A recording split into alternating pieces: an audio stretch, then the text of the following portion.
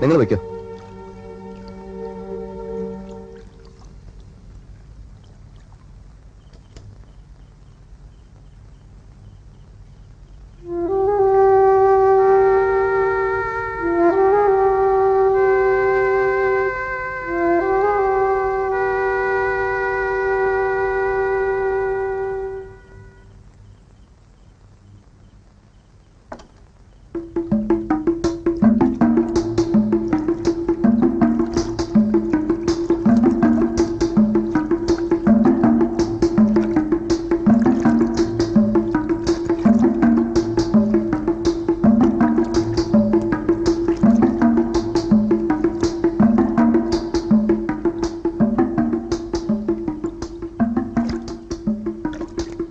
നീ വയ്ക്കോ.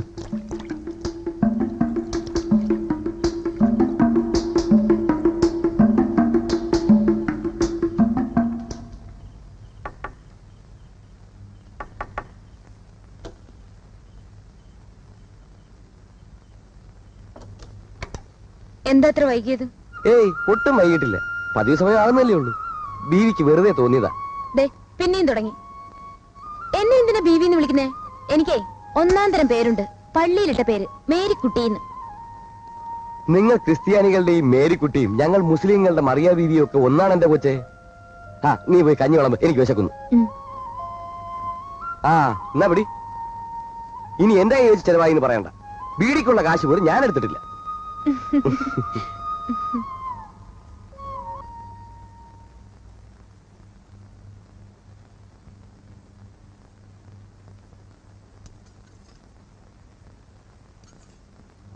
മതി.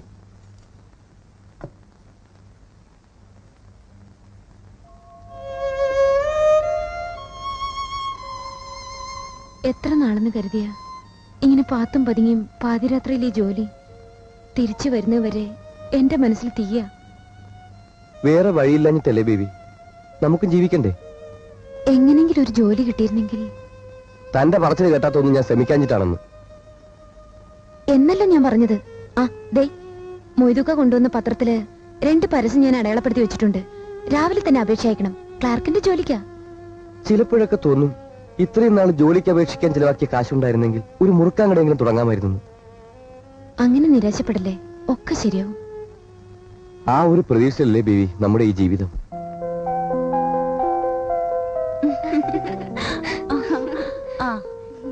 ആർക്കെന്ത് വേണേലും കഴിക്കാം. For you thumbs up. You coffee.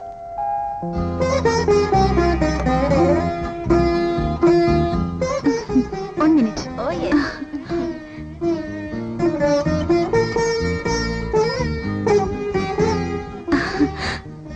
Hello.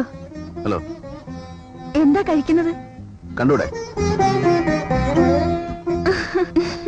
ഒരു ഫോർമാലിറ്റിക്ക് വേണ്ടിയെങ്കിലും എനിക്കെന്തെങ്കിലും വേണമെന്ന് ചോദിച്ചൂടെ?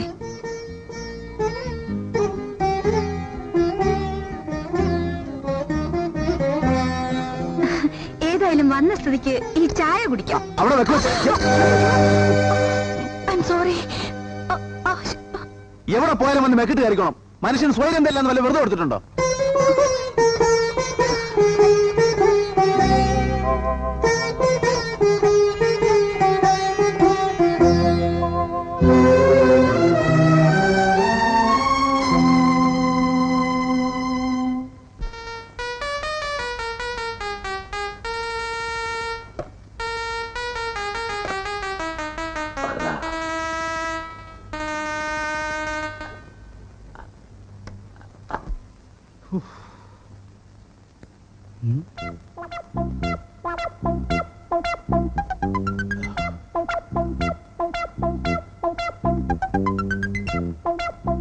ഹലോ. ഹലോ. മധുക്ക് ഒരേട്ട് പിടിയോട്ടെ. എടാംസേ, നീ സംഗതി അറിഞ്ഞ? എന്താടാ? ചിരട്ടപ്പാലത്തിന്റെ അവിടെ കപ്പൽ നോക്കില്ല പൊന്നപ്പൻ, കുന്നുംപുറത്തെ മാലിയായിട്ട് കൗസൂരെ നോക്കി ചിരിച്ചു മെണ്ടി. അതിലുണ്ട. എന്തുണ്ടെന്ന്? ഉണ്ടെന്നേ. ലവൻ പെശക്ക്. ആ നോട്ടവും ചിരിയും വർത്തമാനവും കണ്ടാലറിഞ്ഞൂടെ? കടയിൽ വന്നിരുന്ന് ഇബിലീസിന്റെ വർത്തമാനം പറഞ്ഞാണ്ടല്ല അടിച്ചു നിന്റെ ഒരു ദിവസമെങ്കിലും പരദൂഷണം പറയാൻ തിരുത്തുറാർക്ക്.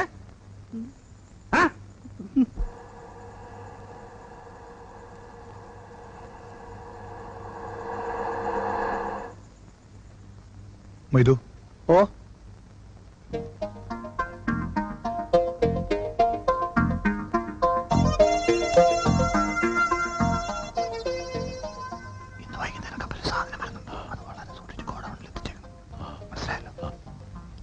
ഹംസേ, അതിലെന്തോ ഉണ്ട്.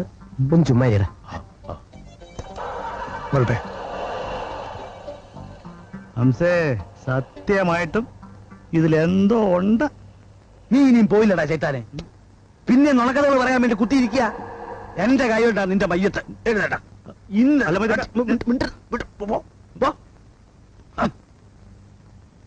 ഹംസ, ഇന്ന് രാത്രി പണിയുണ്ട്. പാതിരാ കഴിയുമ്പോ മച്ചുവായി എടുത്ത് ഹാർബറിൽ ചെല്ലും. ആരാ ഇതൊക്കെ കാറിൽ വന്നത്? പാതിരാത്രിയിൽ നീ മച്ചുവായും മുട്ടിച്ചോണ്ട് സാധനങ്ങൾ കടത്താൻ പോണത് ആർക്ക് വേണ്ടിയാ? ആവോ, മൊയ്തൊക്കെ പറഞ്ഞ് ഏൽപ്പിക്കുന്നു, ഞാൻ പോകുന്നു. ചെയ്ത ജോലിക്ക് കൂലി വാങ്ങുന്നു. മോനെ, ആ കാറിൽ വന്നവരുടെ വാപ്പാന്റെ ഏർപ്പാടാ ഇതൊക്കെ. അലക്സാണ്ടർ മോലാലിന്ന് കേട്ടിട്ടില്ലേ? അയാളുടെ മക്കളായി 3 എണ്ണം. ഒന്നിനൊന്നു മെച്ചം. തന്ത അതിനേക്കാ ഫസ്റ്റ്. അലക്സാണ്ടർ മുതലാളിയോ? അങ്ങനെയാണോ ഇതൊക്കെ ചെയ്യുന്നത്? കേട്ടാ ആരും വിശ്വസിക്കൂല. അത്ര വലിയ നാട്ടുകുർബാനിയല്ലേ.